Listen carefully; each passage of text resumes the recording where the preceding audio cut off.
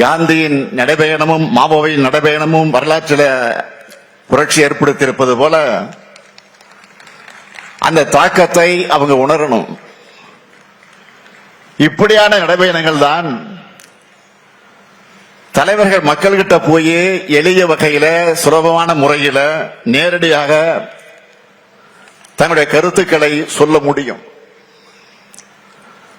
அந்த நடைபயணத்தோட தேவை குறித்தும் அதில் உள்ள நியாயங்கள் குறித்து மக்கள் பேச தொடங்குவாங்க. மக்கள் பேச பேசத்தான் அந்த பிரச்சனைக்கு தீர்வு காண முடியும்.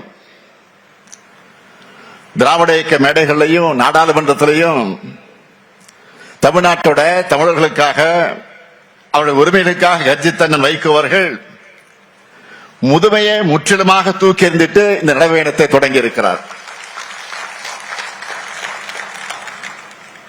இளைஞர்களுடைய எதிர்காலத்தை சீரழிக்கக்கூடிய போதைப் பொருட்களை நாம நிச்சயமாக ஒழிக்கணும். அதுல எந்த கருத்து மாறுபாடும் வேறுபாடும் கிடையாது.